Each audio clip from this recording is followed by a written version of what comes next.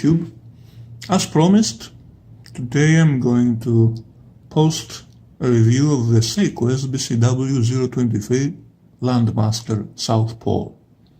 This is a limited edition, 800 pieces, that came out in 1998 to commemorate expedition by this fellow, Mitsuru Oba. You'll excuse me if I'm not pronouncing his name correctly. A Japanese explorer who has done some pretty amazing things. He rafted down 6,000 kilometers on the Amazon. He succeeded in a solo walk across Greenland, across the Arctic Ocean in 1997. Another commemorative edition was then issued, the Landmaster North Pole. And then he did his solo walk across Antarctic.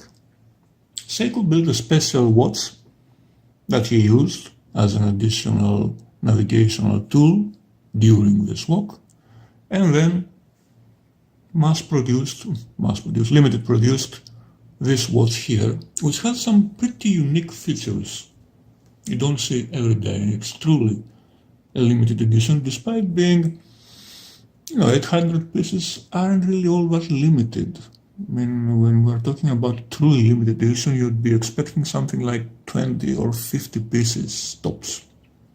So when you're hearing about limited editions of 500, 800, or even 2,000 pieces, you'd be prepared to just see something that milks the cow, so to speak.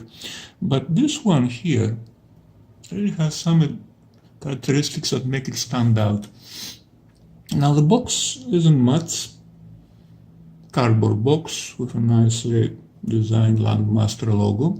There is a very interesting card made out of some sort of ceramic titanium alloy. It's very hard.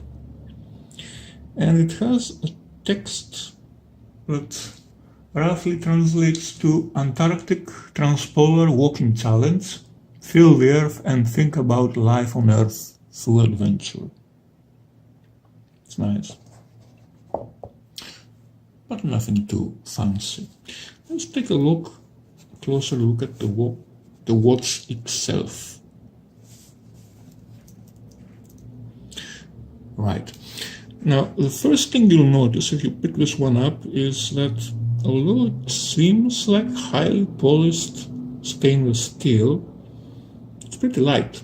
And that's because, as it says on the dial, it's made completely out of a ceramic material. It's a one-piece case, as all Landmasters are. So basically we have a one-piece ceramic case in beautiful high polish, made before people even had ceramic bezel inserts. That's amazing. This entire watch is made out of two different alloys of ceramics, and there is also just the clasp here that is made out of titanium, and that's why it's picked up a few scratches. Otherwise, this is a very, very impressive watch for what it truly is and how it was made. There's signs of extreme build quality here. The dial, you can make out the map of Antarctica on the dial. It's ruchely lacquered, very fine print. Amazing attention to detail. The bezel, ceramic, of course, molded. Ceramic material gives an extreme resistance to scratches. It may, however, supposedly crack, but it won't scratch, and you can see this in this watch here, which was made in 1998. it, but it's scratch-free, including the bracelet, to this day. The bracelet is a two-tone bracelet, and it also includes zirconia. It's a very impressive bracelet. There are some gaps between the legs. There's the usual flex that you see in Japanese bracelets, that ensures a comfortable fit. And as you can see, every single link can be changed. So there's no way that if a single link fails, then the bracelet is gone, as is the case with other bracelets. Say if this link would fail, then you'd have a real problem on your hands. And each and every small piece in here can be removed, because as you can see, there are dual pins on every single link. You don't see this every day.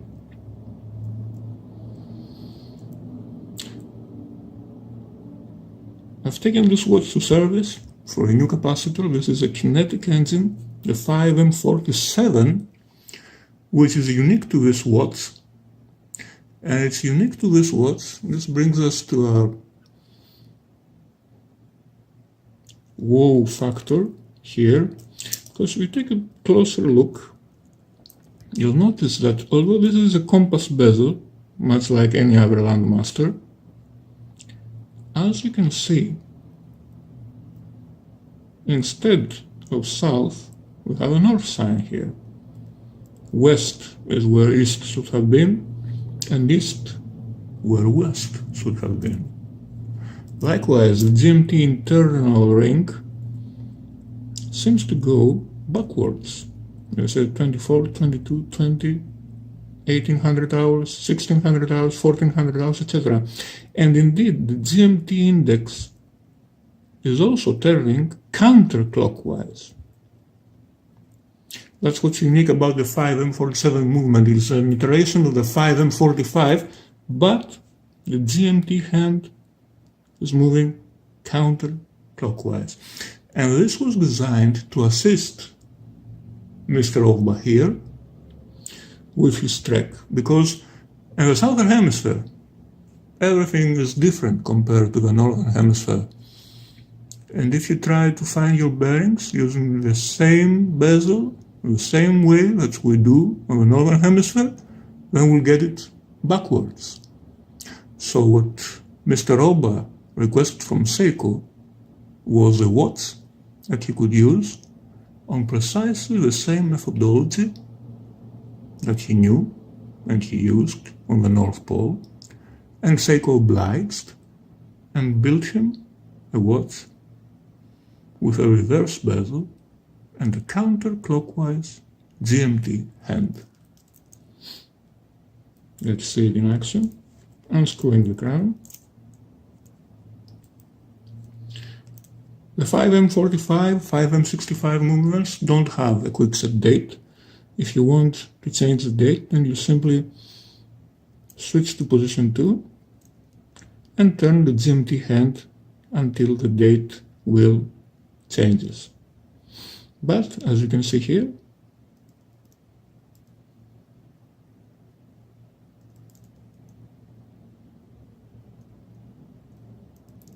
moving the index forward actually makes the GMT move backward.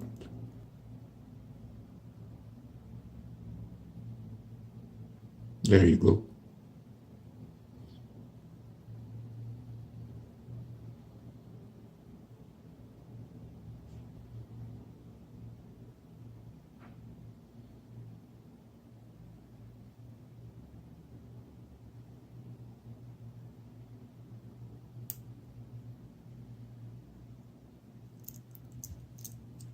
Screw the crown back in.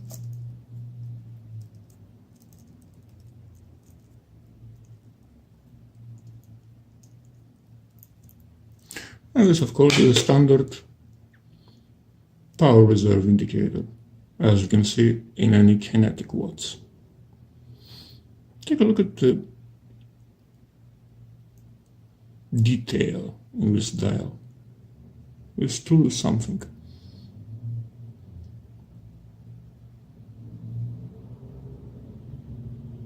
The detail on the indexes, very nice lacquered dial. The detail on the bezel. This watch is truly a stunner.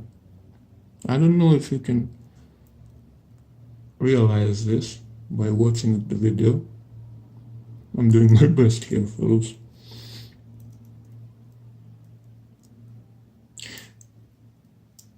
Now, the only thing I'm not too keen on is the fact that the end link is colored the same as is the case. This, I suppose you could say, high polish ceramic. I'm not sure this is the correct term though.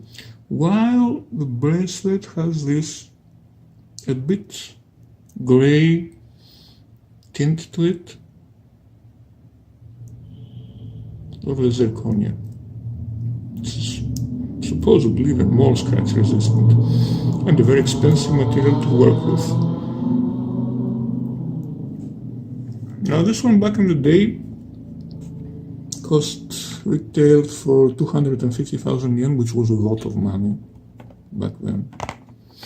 And rightfully so. This is one of the finest build quality watches I've run across. There is of course room for writing your name, a standard ratcheting clasp, as with other Landmasters. A nice detail here, molded ceramic material, amazing. Now, supposedly you can inscribe your name and personal data. I'm not sure how exactly you can do this on a ceramic case. This is the number of the watch, numbered limited edition, of course. Stunning watch, truly stunning. A real piece of history here, and something very unique. Please comment in the comment section whether you're aware of any other watch with a counterclockwise GMT mechanism, or bezel for that matter. I'm unaware of any.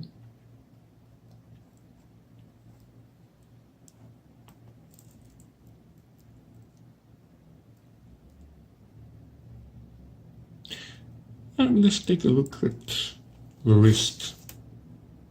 And here's the wrist shot. My wrist is 18.5 centimeters in circumference. This is a 41mm watch. It's tall, but not too tall. It's not Marine Master tall. So it hugs my wrist pretty well. And I suppose it could fit a smaller wrist, more cylindrical, smaller wrist, pretty well too. Now this really exudes quality with this very fine two-tone bracelet, and it also looks stunning on the classical Bond NATO. So, there you have it, folks. A simple, short review. Thanks for joining in. Subscribe for more videos.